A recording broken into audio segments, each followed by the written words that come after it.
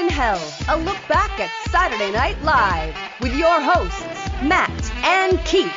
Brought to you by Lions Den Audio Theater. Like and subscribe to Lions Den Audio Theater for more Lions Den goodness. And here are your hosts, Keith and Matt. Saturday Night Live, Season 4, Episode 9, starring Elliot Gould, originally aired on December 16th, 1978. Ho, ho, ho, and welcome to SNHell. This is the Christmas episode from 1978, also our last episode of 1978. The star is Elliot Gould, musical guest is Peter Tosh. My name is Keith, and with me as always is my good buddy Matt. Hello, Matt. Hello, Keith. Happy holidays. Tidings of the season, my friend. How are things? Pretty good, thanks. It's a nice chilly evening. I'm sitting around by the tree with my mug of eggnog. Very good, very good. With your, what was it, your nuts in the fire, as you would say yes, previously? Exactly. Joining us tonight again, always a joy, it's Adrienne. Hello, Adrienne. Hello, hello, and season's greetings to you both. Happy winter wonderland to you both. Our host tonight, Elliot Gould. This is his fourth time joining us. His most recent work at this point was a Canadian film called The Silent Partner. It was a suspense movie. It was a big, big hit, beloved by critics, and it co-starred Christopher Plummer, Susanna York, and both John Candy and Tony Rosato of SCTV. Rosato, later of SNL, had small roles. Have either of you ever seen The Silent Partner? Sure haven't. Didn't even know it existed. Likewise, I'd never heard of it, but with a cast like that, I might have to check it out. It's apparently an amazing movie. It's you both heard of the 1970s Canadian film tax shelter thing that brought all these movies to Canada? Yep. This is often regarded as the best of all of them. Very cool. I'll have to check it out. Which may or may not be saying something. A lot of them were terrible. My old acting teacher used to appear in a lot of these, and he said a lot of the time they'd come up, they'd cast about 15 Canadians in roles that could be cut. So you'd get your Canadians in the movie, you'd get them paid, and then their scenes would all be cut. You know, just a random psychiatrist or like a mailman that delivers a package that isn't really important, that sort of stuff. Our musical guest is Peter Tosh. Have either of you ever heard of Peter Tosh before tonight? I've heard of him. I don't know it very well. Not at all. Adrienne? I've heard of him because of his connection to the Whalers. Yeah, that's the only way I'd have heard of him before seeing him here. Yep. We also have guest appearances by a comedy duo of Bob and Ray. Were either of you familiar with Bob and Ray? I was not, but I thoroughly enjoyed them. I know of a Bob Ray, former premier of Ontario. We'll talk about them in a bit, but they're probably among the most influential comics of the last 100 years, without them making a lot of the lists of the most influential comics. We'll talk a bit about Bob and Ray as we get to them, but I was delighted. I forgot that they came. I actually think their appearance was cut out of the syndicated version I once saw, and in the formation of this show, there was a lot of talk about Bob and Ray. So I was glad to see them here, and we're going to see them again later in the season for a special they do with Jane, Lorraine, and Gilda. Yeah, stay tuned on that one. Last week, Mr. Mike was announced as appearing in this episode. He's not here, and I couldn't find out why. I was a little bummed out not to have Mr. Mike tonight. Matt, I'm sure you're the same. Yes, always welcome an appearance. I'd be curious to know what's up myself. So this is the holiday Christmas special. It was also a very busy news week, which we'll cover as we go on. A lot of stuff happening in the world. But let's jump right into the cold open. There's quite a bit to go through tonight. So we begin with a bumper. The 28th annual U.S.-Taiwan Table Tennis Open won't be seen in order to bring a message from the White House lawn from the President Jimmy Carter. Aykroyd, of course, comes out as Jimmy Carter. He does a few small waves to the audience. It gets a huge applause. The audience is just loving him. He says it's his fourth time on TV that week, and he's beginning to feel like Merv. He is there to actually talk about energy, and experts believe that they do have enough fuel to survive the winter if they keep the supplies open with the folks in Iran. Fat chance, he says. If his good friend the Shah is overthrown, he doubts that his other good friends, the enemies of the Shah, will be so forthcoming, and his new good friends China won't be able to supply anything until spring. He calls a Yuletide Energy Alert, yay, he calls it, asking Americans to conserve energy by turning off their Christmas lights. He brings in Lorraine as his daughter Amy to officially unlight the Christmas tree, which was only lit on Wednesday. Amy turns a big switch that turns the Christmas tree light off. We see a clip of I think it's the tree being turned on, but aired in reverse. Lorraine gives the live from New York. I thought this was really, really good, and I thought it was made 10 times better by this very raucous and excited crowd. Aykroyd's Carter's always good. I really like Amy as played by Lorraine, though there is some issues with the little kid being in the sketch. I think she was played in a very inoffensive way here. So yeah, pretty good cold open, a lot of energy. I thought Lorraine was pretty good. I enjoyed it too. Carter still works for me. It's always an impression that makes me chuckle. I thought it was a little clunky at the end there with the prop or something, but I thought Lorraine made me laugh, and it was just so hilariously evil to turn off the Christmas lights. Pretty good. Yeah, it was a cute cold open, and I didn't have any issue with them having Lorraine as Amy. She was adorable. I liked it as a cold open. Yeah, we have the monologue now. There's no band on stage except for Paul Schaefer at the piano. Elliot Gould comes down carrying some sheet music, and he gives it to Paul, and he dedicates it to his friends uptown, and he says, "You know who you are." He begins singing Louis Armstrong's classic Christmas Night in Harlem, but he's interrupted by a very dapper Garrett Morris. Garrett says he should be the one to sing it, or at the very least, Elliot Gould should sing it with Garrett. Both go into the song, they show their singing and dancing skills, and they finish the song and break for commercial. Elliot Gould, up to this point, has always done a musical intro when he hosts, and I've enjoyed every one of them. This one I thought was equally fun. It might not be as musical as the others, but it was pretty cool to have him and Garrett out there singing and dancing in this one. You know, it's both seasonally and geographically appropriate. I enjoyed this monologue a great deal, actually. I thought they had some pretty sweet dance moves. I think Garrett was my favorite part of it, but it was kind of lame as an opener. Well, I don't care for all the singing. I don't like too much singing in my comedy program. I thought it was schmaltzy and really phony network TV is kind of how it came off to me.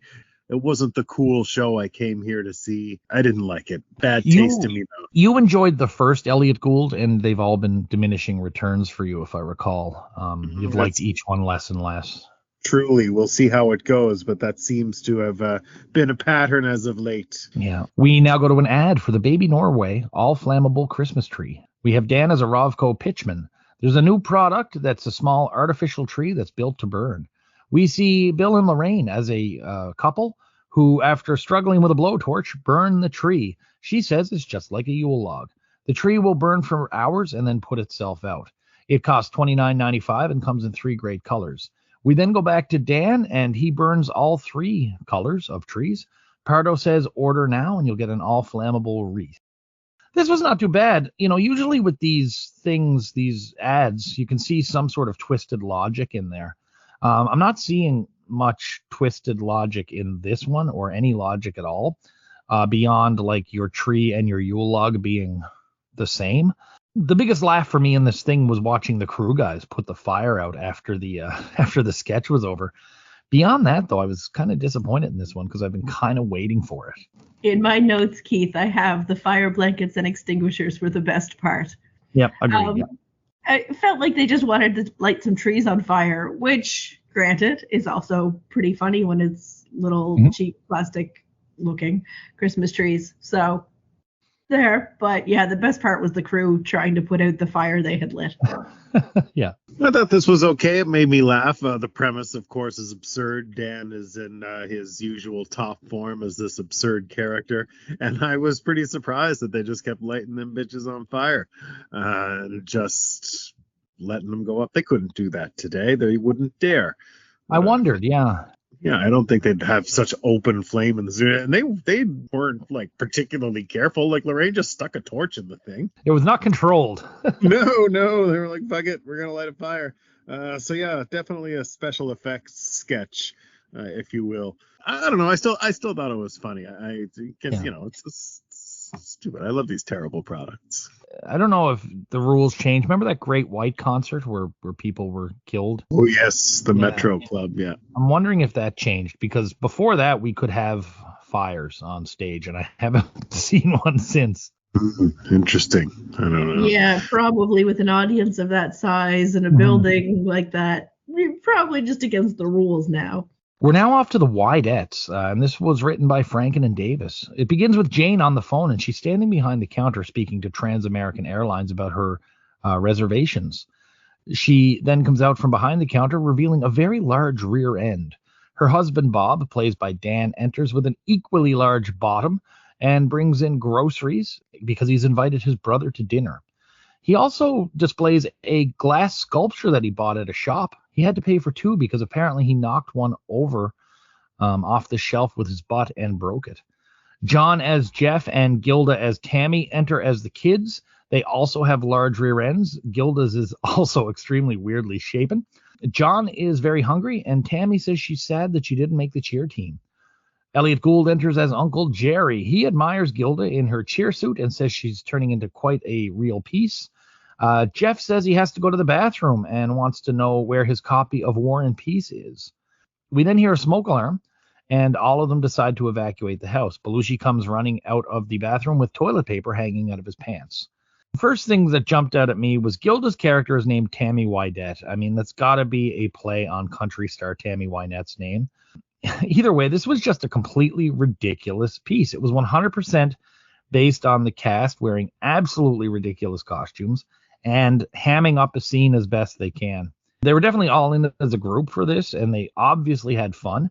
Jane actually mentions this as something she just really enjoyed doing because it was so stupid. There were a few bad puns in the sketch, or a few puns in the sketch. Some the audience got, some the audience missed. All things considered, there wasn't much to this beyond the absolute ridiculousness. So I kind of have to say this was so-so. I did laugh, but I don't know. This early in the show, kind of weird. Yeah, I agree. It's like why was the smoke alarm going off? Why did they all leave? Nothing really made sense. And not in a wacky, not making sense way. It just didn't make sense. I did enjoy everyone's giant butts. They were amusing.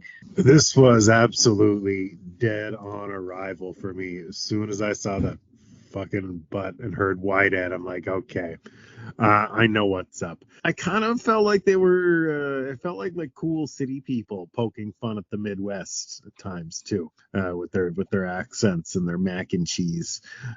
So yeah, a bunch of Midwestern fat asses. I didn't like it. I thought it was kind of classist and not funny, but just really stupid. It had a vibe of something that would come out of a high school, like a drama class or something, and the teacher would say, "You can't do that."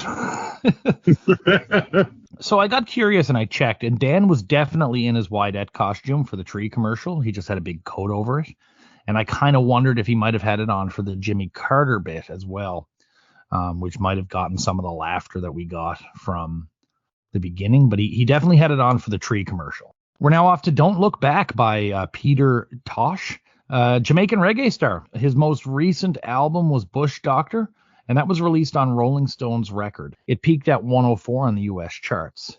This was written by Smokey Robinson, originally done by the Temptations. So Peter Tosh begins playing Don't Look Back. He is then joined by Mick Jagger, who performed vocals on the album with Tosh. The SNL band is in on this. Great sax solo from Lou Marini. I really liked a few versions of this song, including this one. It's a very, very nice song.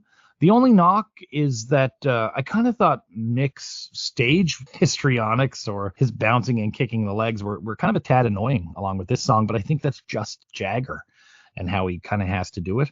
I don't know if Jagger was a surprise to the audience or not, but they definitely seemed happy to see him. Yeah, I was not expecting Mick Jagger to show up, so that was kind of a neat surprise. I also noted he's very all over the place, and even Peter Tosh kind of looked over at him a few times, dude, what the heck? Yeah, but I enjoyed the song. It was pretty fun. I don't listen to this kind of music a lot. I mean, I dig it. I'm mellow, I'm cool. I can get with it. I like Mick Jagger at his absolute cartoonish best. I find it really entertaining. This is my preferred Mick Jagger, when he's an absolute caricature of himself. Pick this up and move it into the early 90s, and this is just like the impression of him you see on Saturday Night Live. Yeah. So I didn't love the song, but great performance. And Mick Jagger has a really poor sense of personal space. He does. I mean, at least he wasn't tonguing him like he did Ronnie Wood, but yeah. But yeah, like when he got all up in Peter Tosh's microphone and everything too, it was like, whoa, slow down there, dude. I officially became old watching that because I was sitting there and I literally said out loud without any thought, Mick Jagger's got ants in his pants. I finally felt like an old man saying that. That's great. We now head to Mommie Dearest, and this is a parody of Christina Crawford's sensational memoir about her mother, Joan Crawford, known as Mommie Dearest.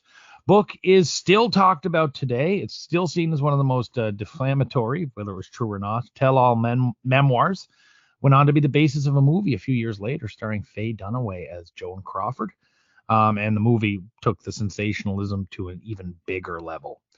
So this sketch has Jane reprising her role as Joan Crawford. We saw in an earlier sketch the Face Bank. It also stars Gilda as her Colleen Furman character playing Christina.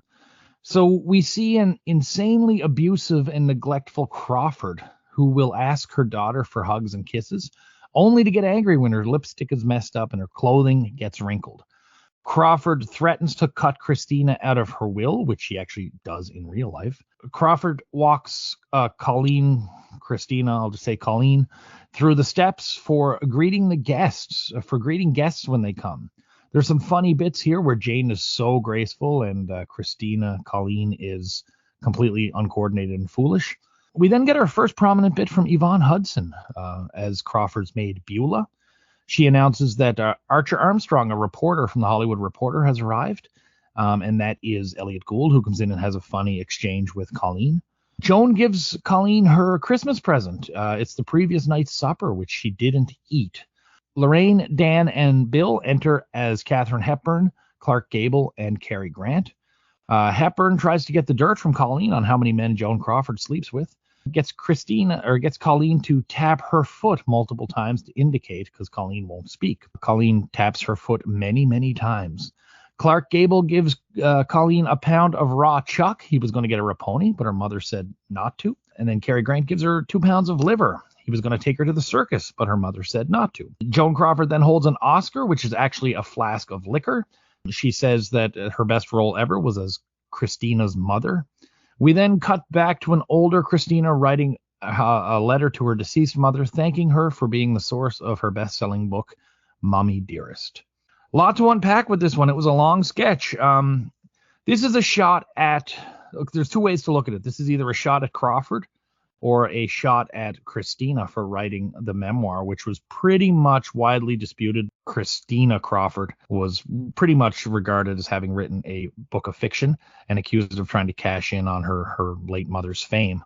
Through that lens, it's easier to poke fun at the abuse and the neglect and to understand why the Colleen character was used to be Christina. The impersonations were all very good. The audience was all in. We'd seen Lorraine and Bill's impressions before. Bill's is okay. Lorraine's is awesome. But Aykroyd, who looks nothing like Gable, actually looked like Clark Gable with very little done to his face. But the real story of this sketch is Jane's Joan Crawford. She was brilliant playing a shallow, unhinged, abusive, insane Crawford. You know, years later, Faye Dunaway will be lauded for a serious performance of this character. And it's really not that far from Jane Curtin's. The sketch was a tad long and a bit bloated. I thought maybe the Gould bit could have been cut because the impressions were a lot stronger.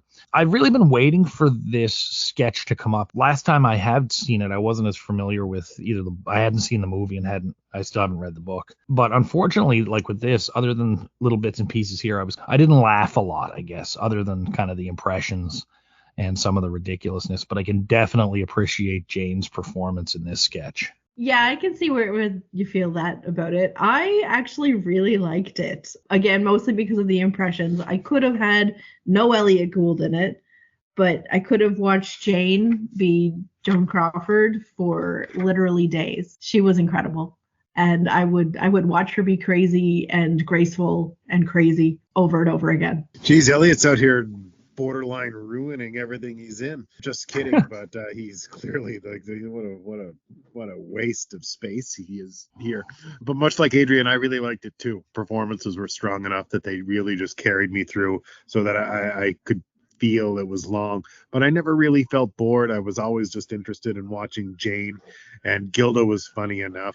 It's pretty big. It's pretty ambitious. What a missed opportunity in this life we've had for Jane not to play some sort of villainous Disney horrible woman. Her and Gilda, great comedy duo this episode especially. I was so into it that I actually spent the next 2 hours online reading about Joan Crawford and her sad ending to life and stuff like that. I went right down the rabbit hole with it. So that's a great success in my book. Yeah, same. I did the same thing, Matt. And I loved Lorraine's portrayal of Katharine Hepburn as well, but I enjoyed Jane's portrayal so much that I did actually go and learn more about Joan Crawford. Even Betty Davis, who was a lifelong hater of Joan Crawford, said the book was ridiculously bad. It did not portray that person. I wanted to mention Yvonne Hudson. She appears in this sketch as the maid. She worked in production, or she was a secretary. She had a few different jobs backstage, I believe. She made a lot of appearances here and there, but this was like her first prominent bit. She's later going to be promoted to a featured player in season 6 and is the first black female to be a part of the regular cast. Most of her roles were few and far between. She's kind of completely disappeared off the map since then, to the point that even some of her cast members from season 6 aren't sure if she's still alive or not. But it was nice to see Yvonne Hudson finally having some lines. Weekend update. The audience is absolutely delighted to see this. We get an image of what looks to be Eastern European immigrants, and they're said to be refugees from Cleveland arriving in New York. Day before, Cleveland had defaulted on a bunch of loans totaling $15 million. The second thing I have here is Bill's mic sucks. There's an image of people praying, and it's said to be people ordered by the Shah to find his contact lens. The night before, Studio 54 was raided by the IRS. And wouldn't you know, they found some drugs. Lorraine reports from outside Studio 54. John Belushi plays Steve Rubel, and he's got a bunch of white powder on his upper lip, and he says he was shocked that cocaine was found there. He says it's a place where beautiful people come and dance and have fun, and he didn't know drugs were there all along. It must have been going on right under his nose. Lorraine makes sure that she's still able to get in. Belushi reveals that all along he's been eating a powdered sugar donut. Bill sings a happy 208th birthday to Beethoven, to a bastardized version of the Fifth Symphony. They then talk about the quote of the year, and Tony Orlando said, if you could put all the laughs Bob Hope has gotten one after the other, they would stretch out all the way out to the universe and fill up the black hole in space. The reaction to that comment is awesome. There's now a Clark Kent costume for boring children. Dan does a report about U.S. diplomatic relations, and it turns into a point-counterpoint with Jane as pro, Dan as anti. Jane says Dan's ability to ignore reality is a result of him being a paranoid schizophrenic, and it's all likely based on childhood trauma. Dan begins, of course, with Jane, you ignorant slut, and he argues that liking China is turning its back on Taiwan, and the U.S. shouldn't act like Jane does in her personal life by jumping from bed to bed and being with whoever will have her. Rosanna got a Christmas card from Kevin Federer in New Jersey, and she's going to do a report on increased suicide rates around the Christmas season. Kevin included a poem about wanting to kill himself. She says that she was depressed at Christmas the previous year, so she treated herself to a snappy time and went to Elaine's restaurant. She got to see celebrities with spaghetti sauce in the corner of their mouths. If they don't wash it, it starts to look like a blotch. Lee Radswell was there, and she came out of the bathroom dressed like a doll, but she had a piece of toilet paper stuck to her shoe. Roseanne goes on about how gross it was. Jane then cuts her off and reminds her that she's supposed to talk about being depressed at Christmas. Roseanne says you can either be depressed at Christmas or you can have toilet paper on your shoe. Roseanne surprises Jane with a piece of fruitcake. As Jane goes to eat the cake, she finds a hair. And then Roseanne compares life to a fruitcake and mentions the green things that you don't know what they are. I thought this was a very strong update. The highlight by far being the Studio 54 thing with Belushi. It also had a lot of really good jokes, a great counterpoint, and an okay Rosanna Dana. I don't think I'm a fan. Yeah, I enjoyed this weekend update as well. The powdered donut was not what I was expecting to have happen, and it was beautiful. And then Lorraine still being like, I can still get in, right? That quote of the year was absolutely insane. I love point and counterpoint. I always love Jane, you ignorant slut. I don't know why, I just do. And Rosanna Dana, it's always something. And as much as I hate to love her, I can't help but love her. I was a little disappointed that Lorraine was neither in reporter mode or disco queen mode. Anyway, and I said it last week as well, but I like how Bill really has settled in to the whole thing. He just keeps getting better. He's clearly more comfortable, and Jane is clearly extremely confident. And what else did I think? What a better use of Dan, better suited for this. And Jane just hammered out her argument. He was savage. The Burns were sick, and the crowd is hot. It's like a wrestling crowd tonight. They were hooting and hollering for the last one, and they're piping off for this one. I think it's just obvious that the show has found its identity, and it's the big hit show now. It's wild. It's must-watch TV. And even when Roseanne was talking, the love for Gilda they have for the character is wild. A hot crowd can really carry a segment. Yeah, absolutely. When the show is good, it can do nothing wrong. When the show is bad, it can't do anything right. A couple of talking points here. First off, Belushi playing Steve Rubel many years before. Future cast member Mike Myers will play it in a performance that you and I disagree on to this day, Matt. Oh, yeah, I remember that. You hated him in that, didn't you? Yeah, I did not like it. Thought it was bad. I hated the movie and thought he was great. I think you liked the movie and hated him, wasn't it? It's been a while. I don't hold that movie in any sort of high esteem. Oh, okay. to say the least. I barely remember it. So I don't want to stand by it. Would you like to know how sleazy the world can be? Always. Okay. In Miller and Shales' book, Live from New York, photographer Edie Baskin recalls the day after Belushi passed away, someone called her to ask if she had any pictures with John Belushi with the powder under his nose from this sketch to put in the newspaper the day after his passing. That's cold. She didn't comply. That's but how 70s tabloidy is that, eh? It's an impressive level of 70s tabloid. It's a new level. I mean, no, it's not a new level, but you're right. It's just that's overly gross. Jesus Christ. I'm glad she didn't. I mean, she seems like a classy person and didn't go for it, but I could totally see that image of him with the smile and the sugar donut under his nose being on every friggin' newsstand in the country. We're now off to Alcoholic Christmas. This one's written by Brian McConaughey. Elliot Gould begins sleeping on the street at Christmas Eve. Dan enters in full Scottish regalia. He wakes Gould up and introduces himself as the spirit of blended Scotch whiskey. Each Christmas, the alcohol spirits come to life to help a mortal, and this year they've picked Elliot Gould. Dan needs to find out if he knows the meaning of Christmas cheer. Gould makes some pure guesses about family and Jesus and stuff, but Dan says he'll have to get his friends out to remind Gould what Christmas is all about.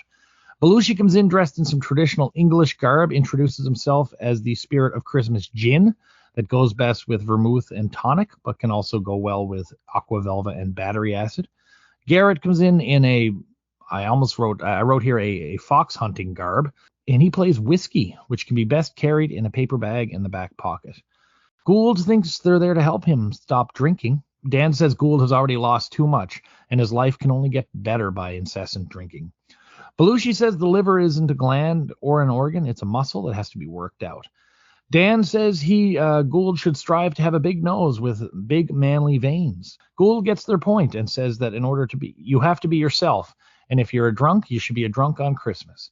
Dan then walks over to reveal a street band and starts singing a song that talks about the values of drinking. After the song, Dan rejoins Gould and uses his magic to turn the light on at a liquor store next to where Gould was sleeping. This was a good idea. Spirit of Christmas. It's a fun pun, but I thought this was actually quite weak. This is another one I was kind of looking forward to. I'm surprised there's so many that I was looking forward to are all in this episode. I found Garrett struggled a lot in this sketch, and the sketch kind of had a great idea. It never really progressed beyond the setup stage. The song was not good. It was hard to make out.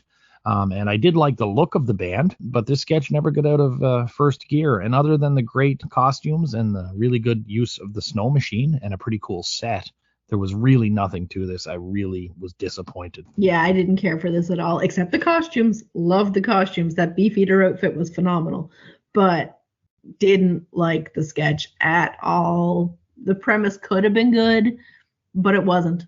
It really did nothing for me. Elliot Gould sucks. He's not good at anything tonight. You talk about diminishing returns, man. You said it. This is a pretty bad Christmas sketch. When it didn't annoy me, it depressed the hell out of me. I think I get what they were trying to do, but complete disaster. I feel like this is the kind of, they were like, oh, we got to have something for Elliot to do. And so they have to, come up with shit like this. Anyway, anything he's in tonight, I'm not enjoying. I put none of this on Elliot Gould at all. I don't know what they were going for. I mean, I've enjoyed all of McConaughey's stuff up to this one. I think sometimes when you go dark, you have to be extra funny or extra dark, and they weren't. This was almost making fun of, in a way. Can we blame Elliot Gould for that? I don't want to, but you guys can. Yeah, I'm blaming him. I'm blaming him a little. All right. In season 1, you blamed everything bad on Al Franken, I think. So it's good to... I need me scapegoat. We're now off to Bob and Ray, and we've got Ray Goulding and Bob Elliott. So this pair met working in Boston radio, and their comic banter and their comic sensibilities really meshed. And by 1946, they had their own show in Boston, which aired 6 days a week. Both were brilliant improvisers, and they really excelled at presenting even the most ridiculous pieces in very serious manners. They were among the first to satirize radio and then to satirize television, and among the first to parody things like soap operas and game shows. They made the jump to television in 1951. To put it in context, it's the same year Lucy went up and a year before the Honeymooners did. They still worked on radio as well. There'll be a lot more to say about Bob and Ray later in this series, later in the season when there's a special, but they were absolute pioneers. They influenced generations of comedians, and their influence is now at the point where people are doing Bob and Ray stuff without realizing where it kind of came from.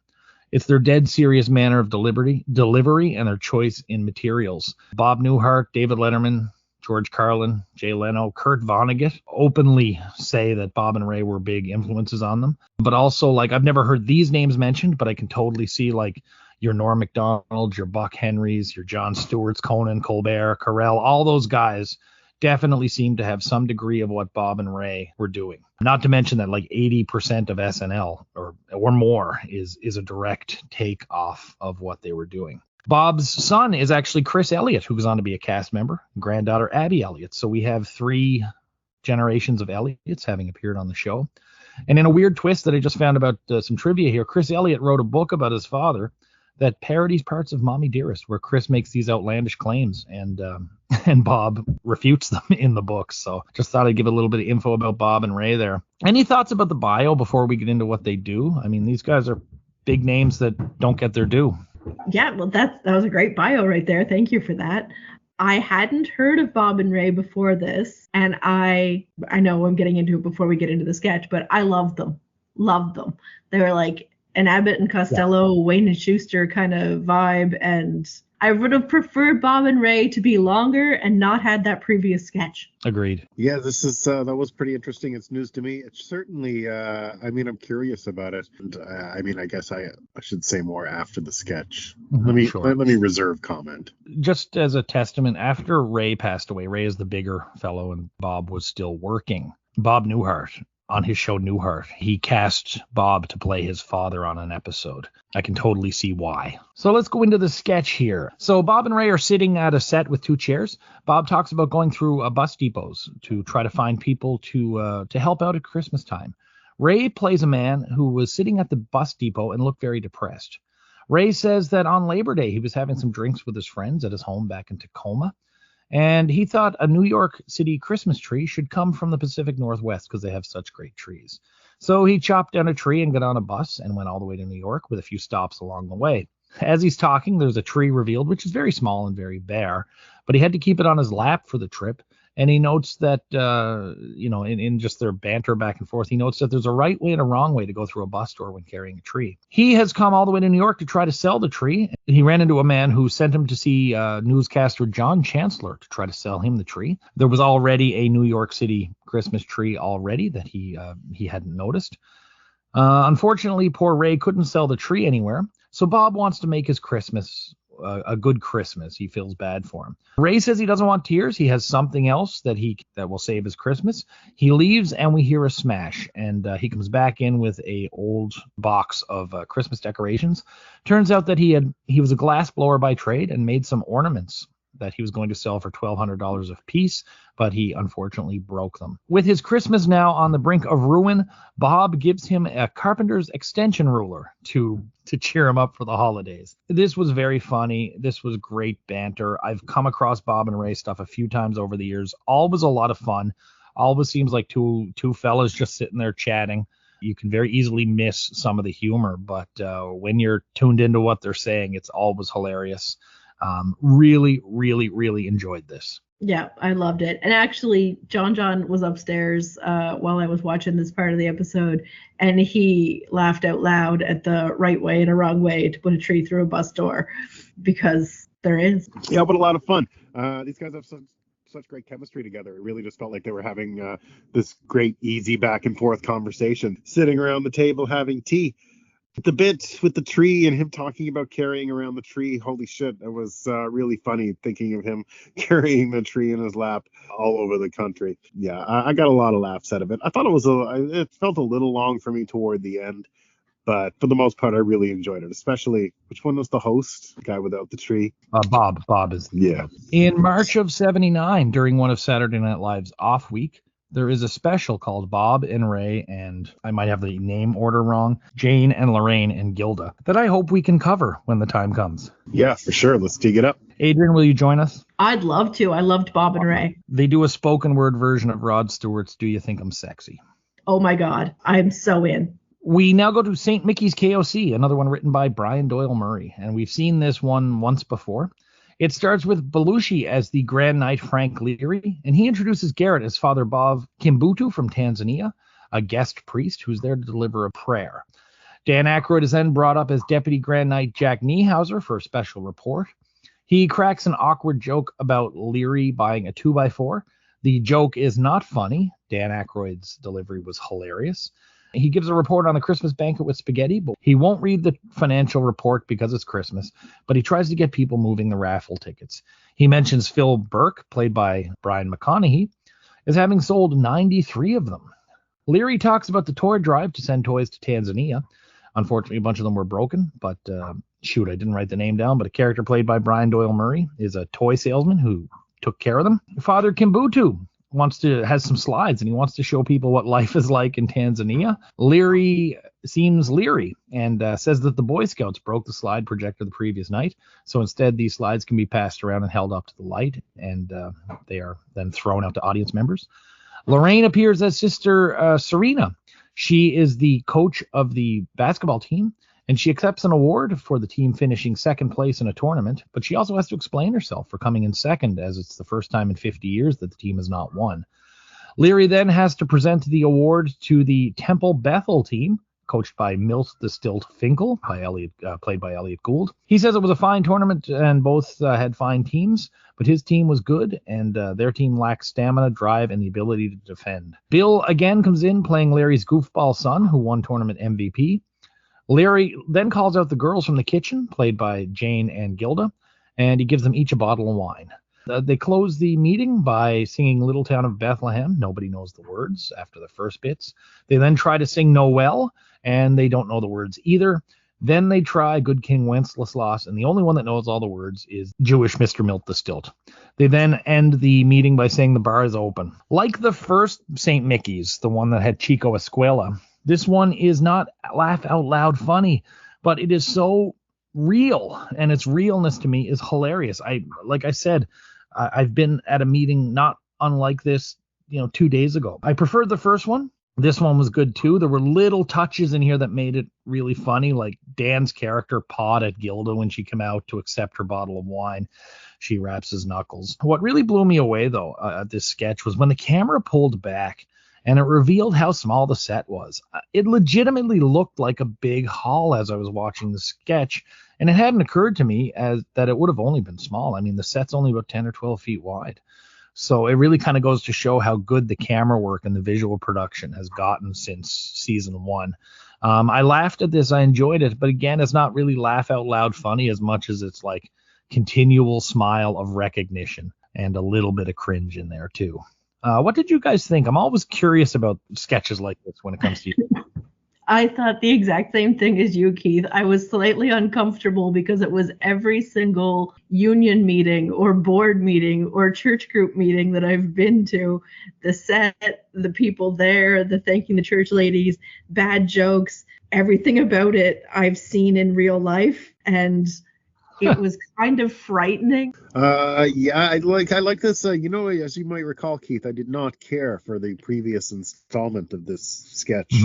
But this one I found, I don't know, there was something, I thought that it was paced better. I just found it a little faster moving, and I ended up, and I definitely enjoyed it more.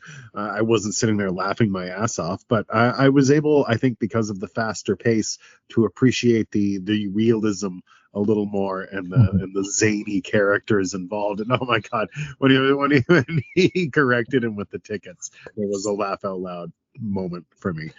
So yeah, I actually enjoyed it quite a bit, and it was a big step up for me. And the line about the Boy Scouts breaking the projector, I think I've used at Girl Guides to get the girls to not try to use something. Yeah. Well, I mean, I know your background, Adrienne, and you definitely sat through a lot of these over the years. Yeah.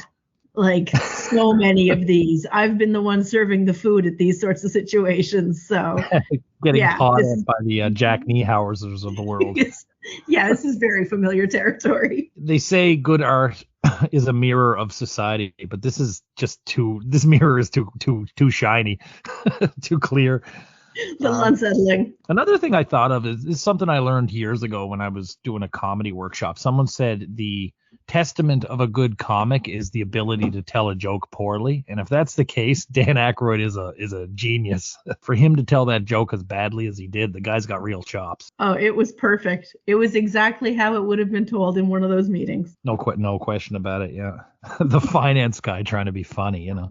We're now off to the second performance by Peter Tosh. It's Bush Doctor. This is from the album of the same name, song about legalizing marijuana in Jamaica, but really everywhere. This was a great song. It was way ahead of its time as far as being featured on mainstream media. And I kind of have a theory that this got through the censors because he was singing, legalize marijuana in Jamaica. If he was just saying legalize marijuana, they might not have let it on. But because it's in Jamaica, he slipped it past the censors. I really enjoyed this, and I think this is probably a very important song for a lot of different reasons. Folks at High Times probably love this, but I really enjoyed the song. Thought it was great. Your reactions, I mean, certainly about the song, but what about a mainstream show like this, even though it is like 1 a.m, doing a song about marijuana in 1978? Holy shit. I was really surprised that they let it happen, given other things that they have censored or banned people for, but I loved it. I was so glad it happened. They should have Peter Tosh more. He was great. I thought it was rather risque or awfully forward to have just some guy on stage being like, yeah, legalize marijuana in that day and age, especially considering like how just, think about how pedestrian prime time is in this. When I say pedestrian, you know what I mean? Like borderline Puritan still, like it's it's still very behind. And I mean, network TV always will be in its own way. It was definitely at least a generation behind by this point. Anyway, I digress. I thought the song was fine. This isn't the kind of music I listen to, but I do support the legalization of marijuana. Well, even like that 70s show was 20 years later, and they never revealed that they were sitting around. I didn't really watch the show, but I know they had them scenes in the basement where the camera was going around, and they never indicated it was marijuana, did they, openly? I don't think openly, no. No, I mean, everyone knew it was, but I don't think they ever said it. Yeah, and I know other times that there have been, jokes about marijuana and weed that were, you can do it, but don't say the word, Our next sketch is Dubb's Trees. So Elliot Gould plays a Christmas tree vendor who he sells a tree to Al Franken and a woman. As Elliot Gould moves a tree, we see Bill Murray's character Honker taking a leak in the corner. Gould stops him and tells him to go away. Murray says Joseph wouldn't have done that to the shepherds. Lorraine then comes in as one of the women from a massage parlor across the street, and she starts hitting on Gould. She said she needs a tree. He tells her to put on a pair of mittens, and she flashes him, getting a great reaction from the audience. He offers her a $15 tree. She says she'll take it if he'll carry it over. He won't do that. He won't leave his trees, but she offers him a 2-minute around the world, so he takes the tree. In the meantime, Honker has snuck back in to finish his bathroom break and is hiding in the corner again. Gilda and Jane come in as a mother and daughter, and not the way it's usually cast. They mistake Bill for the tree vendor. He talks about Santa's birds flying by and tells Jane's character that birds watch kids for Santa. Jane gets very interested in this. They then ask Bill to show them some trees, and he mentions that the long needle ones can poke your eyes out, so he sends them a classic fir for $10. Jane asks her mother if she will marry the man because he's very nice. He says they're going to have to date first. Gilda then asks him to carry the tree to the car and tie it to the roof, which Gould wouldn't do earlier for Franken. Bill says he could, but he doesn't have any twine. But because they're only 10 blocks away, he volunteers to sit on the roof and hold on to it. There's a lot of good in this sketch. First off, Gould and Lorraine were good. The real meat in this, though, is after Gould takes off. Murray's Honker, nice and charming character. Really fun seeing Gilda play the classy mother and Jane play the kid for a change. Great voice by Jane. There was just something nice and Christmassy about this, where Honker kind of gets one over on the sleazy tree owner. You know, I don't know if Gould was shown to be as sleazy as he possibly could have been, but at the end of the day, Honker made 2 new friends. Jane made a friend, and Honker walks away with $10 that Elliot Gould's sleaze bag didn't get his hands on. So I actually really enjoyed this. It was nice and gritty New York Christmas for me. I liked this one too. I liked getting to see Jane as the kid and Gilda as the mom. I liked the sketch better when Elliot Gould left, and Bill Murray was adorable. So, yeah. I also thought it was really funny how the Christmas tree kept falling over, and maybe it wasn't supposed to, but it tickled me. We're all on pretty much the same page here. I thought it was a cute little Christmas bit, and yeah, it was really cool seeing Jane do the Gilda role, so to speak, if you will, and all that. And yeah, the voice was really funny, and what a shock. Everything picked up when Elliot Gould left. This is the only time I'll admit to that this episode. So we go to the good nights. Gould says that they're not ready for primetime players, which they haven't been called in at least this season. They're certainly ready and have been ready for some time. He calls them the most talented people he's ever worked with. Dan then comes up and tries to schoolboy John Belushi for some weird reason. Bob and Ray and Tosh's band are all out on the stage. Lorraine seems to go back to tie her shoe, and Belushi escapes before Dan. So, I mean, those little moot points are some interesting things I noticed during the good nights. Anything you guys noticed? Just that Elliot Gould rubbed me the wrong way and acting like he was better than everyone. I don't know. I don't think I liked him. The only thing I noticed is my agreement with Adrienne's opinion. I did not expect Elliot Gould hate tonight. I'm sorry. All right, so let's rate this show. The host. For me, Elliot Gould is always good. Some of his episodes like this one are not really the best, but I think he's there for a reason, and I think he did quite well tonight. Improperly used a few times, perhaps, but I thought he was really energetic, really immersed with the cast. My complaint is I really didn't get much memorable from him this time. I liked his monologue, but I liked it as much because Garrett was there. He was good with what was given. That's where I'm sitting on Elliot Gould, and I know I'm going to be in the minority. Go ahead, one is. Yeah, no, I didn't like him. He felt like he was acting like he was too cool for the rest of them, like he was better than everyone, and then he wasn't even the best part of any sketches. So, I don't know, he just really rubbed me the wrong way, and I guess that's too bad. Sorry, Elliot Gould. Boo, Elliot Gould. He added nothing to the show tonight. He detracted from the show tonight. You know what? Is it all his fault? I don't care. It's not my business. I don't work on the big network TV show. I don't get to do all the cool stuff and the parties and go to the disco.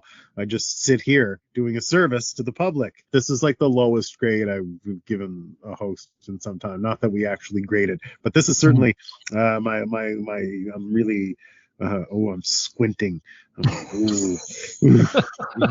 I'm picturing you pointing at the camera or pointing at the computer and just giving it to us like that old.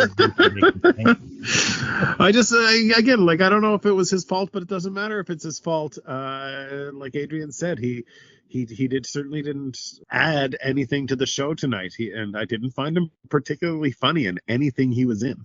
Music. Thought Peter Tosh was pretty darn good. First song was a lot of fun. Very bouncy cover of a song that's covered a lot, but it's different a lot from all the other covers.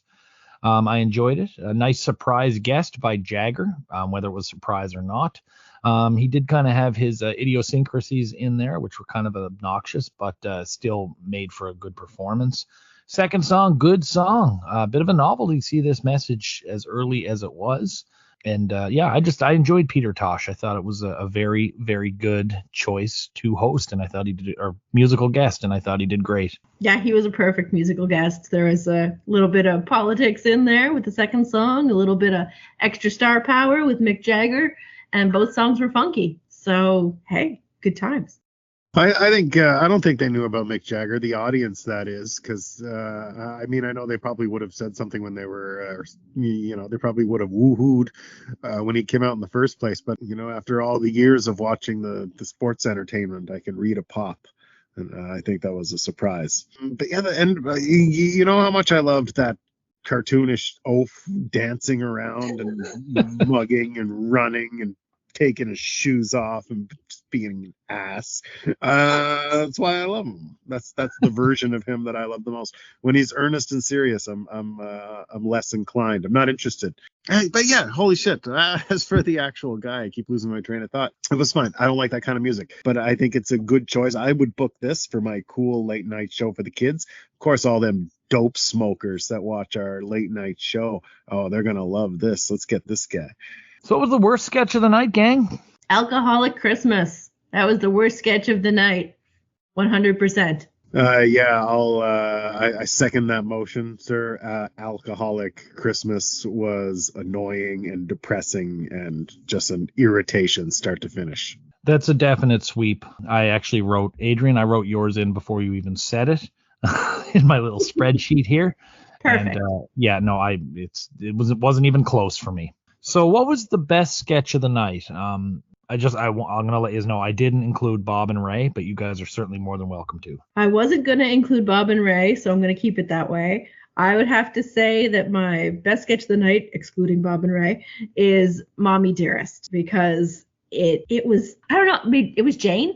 Mm-hmm. Jane sold it for me. Something about Mommie Dearest really worked for me, and then I went down my Joan Crawford rabbit hole. So I learned things because of it. There we go. Mommie Dearest. Yep, that's another agreement with me and she tonight. I thought it was excellent. I was glued to the whole thing. Couldn't believe how good Jane was. Considering how long it was for, to be able to sit through it like that and not get irritated or bored. It's quite an accomplishment. They're definitely doing it right. I went a different way. I think I enjoyed it the least of the three of us. I went with Dubb's Trees. Short, to the point, gritty New York vibe. I really like this. Like I said, the bad guy Gould loses a tree. In return, he gets a treat at a massage parlor. Gilder and Jane get a service with a smile, and Honker walks away with $10 and 2 new friends. Kind of sweet in a piss-stained sort of way is what I wrote. Very good. Very fairy tale of New York style thing. Exactly what I was thinking of. Also during the Harlem song, Christmas Night in Harlem, I was like, was this the New York Christmas song before the Pogues, Maybe it was. Who was your star of the night? It was Jane. Jane got to be Joan Crawford and a little girl and got to be super mean in point counterpoint. I thought it was a landslide victory for Jane. She was everywhere. She was different. She was awesome. And yeah, I thought it was a no doubter. I have to be that guy tonight, I guess. I went with Dan. He was everywhere. Even more so than Jane, I thought. His Carter at the beginning was great. His pitchman was fine, though I didn't quite get the purpose of the trees. The Wydette father made me laugh. He tried his best with Alcoholics Christmas. He was great in Update. I just really enjoyed Dan tonight. Jane was a very close second, but I went with Aykroyd again. I guess my counterpoint to that would be, and I don't make them often, so I'll make it now, because I think it's wild that you didn't pick Jane. For Dan, it was just like the same old shit. Dan didn't do anything new or interesting, and you even in talking about it, you mentioned that he tried to save something, and I think when somebody comes out and does something so like Jane was like radically different tonight, you're going to regret this vote, young man. Yeah, I do regret them from time to time, but I think I'm pretty good with this one. Like even Dan's Clark Gable was I did point at the laptop that time too. Overall, this was not a top tier show, and it was kind of a letdown to me. The energy was bottomed out this week on screen. The writing just wasn't there. Other than Update and Bob and Ray, there was nothing absolutely excellent. Like the Whiteettes are silly. I like them for that, but there's not much there. St. Mikey's is not laugh out funny, but it's so bloody real it feels good. I did like the monologue. I enjoyed Mommie Dearest to a point, and even Dubb's Trees, which I like, is going to be a weaker entry in the ones in my favorites of this year. The music I thought was very, very good. I was let down by this episode. Some of it is expectations for sketches I was waiting to see. All things considered, I wound up giving this one a 5 out of 10. I also gave it a 5, and given what I liked, it's hard to justify it being so low, but the stuff that I disliked, I really disliked. 5 just felt fair and maybe even a bit generous at times. But then I think of like Peter Tosh. I'm like, maybe it's not. But I'm sticking with my 5. I think y'all are being a little too hard on this show. I know Elliot Gould was bad, but he wasn't that bad. Thought the cold open was good, and I didn't like the monologue, but there was a good ad. We had the Mommie Dearest sketch, which, the crowd was popping for that during that. And Weekend Update was like an Attitude Era Raw with the hooting and the hollering and the chanting for your favorites almost. I thought it was really good. And shit, what else did I like? The two fellas, Bob and Bob Ray. And the music was good. So when I think about that stupid ass sketch with the big asses, that was ridiculous. And I didn't like the alcoholic Christmas. But other than those things, and thinking that the host was just not good, I really thought the show had a lot of fire in its good moments. So I'm gonna go 6.5. So with my 5, Adrienne's 5, and Matt's 6.5, we average out at a 5.5, which is pretty low. The folks at IMDb kind of agree with us all, Adrienne and I probably more. This is the second worst episode of the season based on their ranking. They gave it a 6.2. Their choice for worst is still yet to come. So it's not a highly regarded episode, so I don't think we're too far off the mark there. And we know who to blame. Yeah. Do we? But I really think, it's really weird. I feel like I should comment, because for me to end up with the highest score is kind of slightly anomalous. Yep. But I don't mean it in that way, because I generally enjoy the show. But others may disagree. Anyway, I digress. I really think that the highs of this show were really high. And I guess I'm just saying that to justify what I was thinking. Do I feel the same without a hot crowd? I don't know. We'll never have to find out. Yeah, and I think, I can't help but think that part of it for me is, there's 2 sketches here that I've been kind of waiting for, and neither one of them really hit the mark for me. So there's that as well. Matt, do you know who next week's host and musical guest are? Oh, I forget. Go ahead and fill me in. It's Michael Palin and the Doobie Brothers. That sounds like a cool show. Yeah. And Sean will be joining us for that one. Sean's back for that one. And it's our first episode of 1979. That's a big year for you and I, Matt. Big year. That's when Adrienne, you were still a few years out, I think. I'm not around yet. No, I've got a ways to go. Matt and I will be back in about a week with Michael Palin Doobie Brothers episode. But until then, we'll be turning off the Christmas lights here in SNHell.